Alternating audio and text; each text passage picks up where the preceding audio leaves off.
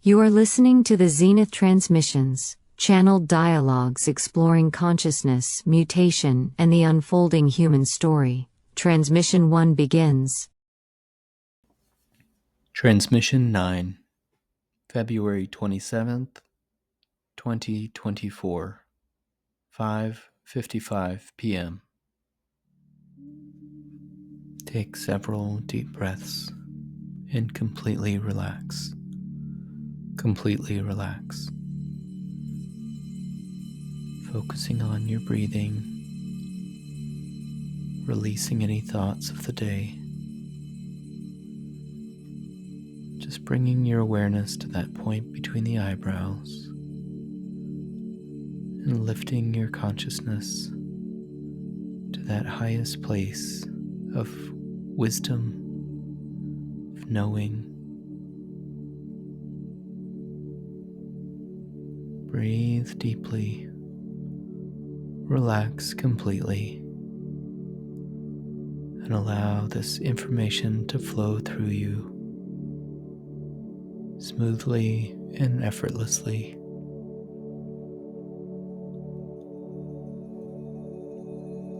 Are you ready? What is the message of this migraine? Like a lightning bolt from the left hemisphere of the brain into the right hemisphere, also moving originally from the left hemisphere to right, we are drawing on the transition of poles right now, from the left or yang pole into the right yin pole. This is being seen in your environment and in Gaia this very week. This shift is being felt in the body in different ways for different beings. Since the channel attempts to analyze all shifts felt in the body through the mind instead of through the body vessel, she is feeling this switch in the regions of the brain. This is also bringing her awareness healing in her own life, having to do with this yang to yin shift, as she struggles to release control over external circumstances. As she draws in her energy from the outside in, this is how she restores the balancing of her flow of energy. Instead of creating this internally, it can be pulled into the vessel and collected, as in jars on a shelf. So as she asks, how then do I shift these migraines? The answer is not in releasing them or pushing them out or drawing them out, but instead drawing the healing energy in from that which is around her, and not feeling resistance to what is wanting to flow through and to her. How do we tap into the healing energy around us? This is felt most palpably through the fingertips. It can be experienced as the ozone feeling before rainstorms. This is the energy to work with this week, as we need all energetically sensitive beings to allow this increase in storms and electrical currents and activity to flow through the body instead of creating a resistance to it, so that the effects of this shift aren't experienced as extremely as they may be by some. These beings help to alchemize the shift and will create better ease for all of the earth and its people. This is a time-sensitive message specifically for this week. How do we release pain? Release pain by releasing the meaning of the word pain. We associate pain with discomfort and suffering. Pain, when seen as an alert system, can be a welcome experience, particularly if we listen to it, and then the pain is no longer necessary. This is the same for pain relating to the heart or emotions. Pain is correlated with grief and suffering, but when in grief, we are being given messages from our soul. To not experience grief would be to numb life. It is our very aliveness that can be celebrated through the experience of pain. It is similar to pain that comes with physical growth, and while extreme growth or pain can be more uncomfortable than slow and steady growth, and the body stretching to accept such growth in all forms of growth or life, pain can be experienced as evidence to work or training. It doesn't have to mean suffering when pain has a purpose. You can try and work with the statement, "This pain is showing me how alive I am at this moment. I feel fully alive right now with all of its facets." What is the most powerful affirmation we can use at this time? This year will be a year of immense change. The most powerful affirmation that you can use is a reminder of your roots that hold strong no matter how hard the wind blows. See the trees in the forest that grow out of the sides of rocks or embankments. Their roots spread far and wide to anchor them into these positions, making them some of the most powerful and steady trees in the forest. Sink your roots and anchors in deep this year, so you aren't pulled and swayed by changing tides. I am steady. I am secure. I am at peace through all things. Create a strong feeling of home base, as many did during the times of the pandemic. This is how to weather storms. What type of construction methods are coming in the near future? Construction methods will become greatly varied in the sense that anything you design will be able to be created. Before, builders experienced certain necessary limitations due to equipment, time, and the amount of hands on a job, but almost all of those factors will become non-existent, as any design you can draw up will be possible to create with multiple materials and building methods. As we move away from skilled labor in this field, we will see the cost of construction drop, but also issues around unions arising as the builders' unions currently in place will not quietly accept the changes that are to come. Will this be 3D printed homes?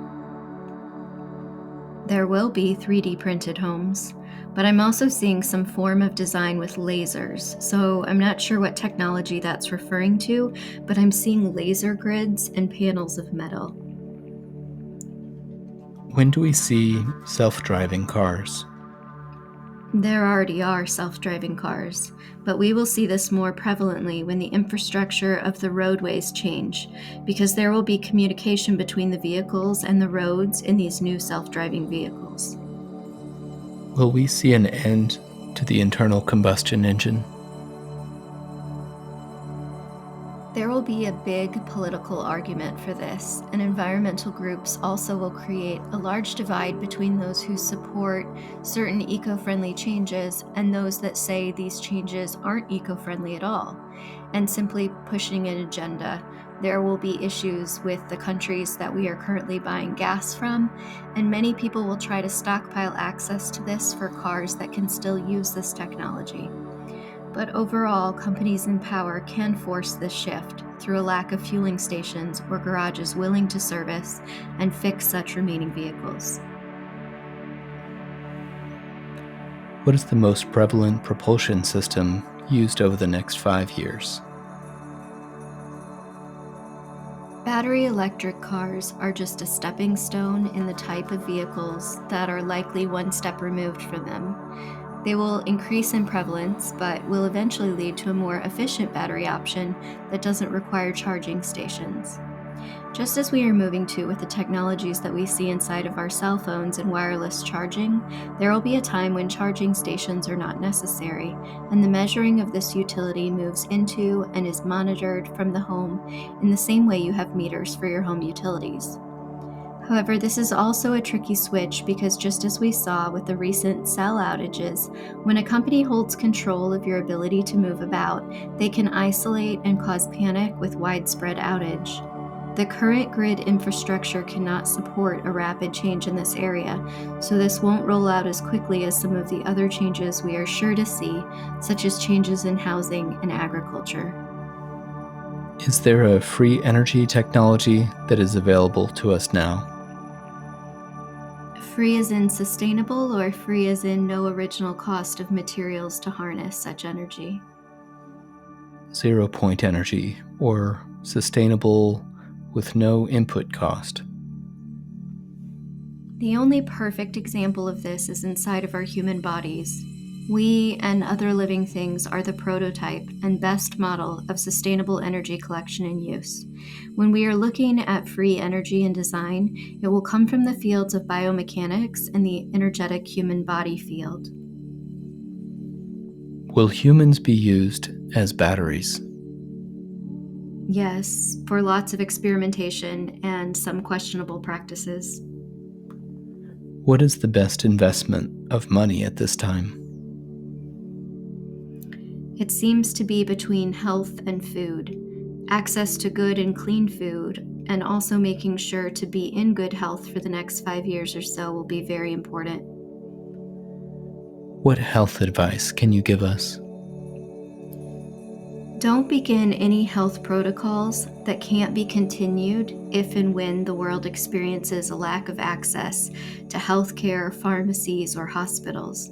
Make sure your health protocols are sustainable and you have the resources that you need to heal that don't require dependence on access to one possible source. What are some of the best health foods that one could eat? Food that is grown in the specific environment of light. The light that the food eats is important as to the light that your body is taking in when you eat food. When you eat food, you are essentially eating light. The purer source of light that the plants eat, the closer you come into natural harmony of being a light eater yourself and requiring less and less actual food intake. Is it possible for us to live on light? It is possible in the future, but not with our current bodies. You will find that you need less and less food when eating light, and this will begin the mutation process of our genetics to a place where such an ability will become possible in the future. How do we expedite our genetic evolution? We create an environment of genetic birth. When we create the container for transmutation, then such changes can occur. If you can view your shell as a cocoon, inside of which your forms and structures are always mutating and shifting in shape, you will be able to more easily see the possible changes. This is the story that we see in a lot of tales about shapeshifters. A shapeshifter, in essence, has the ability to quickly mutate and shift their DNA at will. This is possible in an environment where structures can be taken apart and rebuilt over and over. Is teleportation possible? Teleportation is possible in a fractal sense currently, but not possible according to the current density of the Earth. So it can be experimented with in part, but will not be something truly possible until the density of this Earth shifts. And this may not happen on this particular planet, as it is one of the chosen limitations of this sphere of practice. Who is choosing limitations for this planet?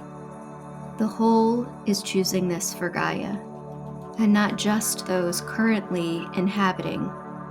These limitations are an important structure for the work that is done here to continue.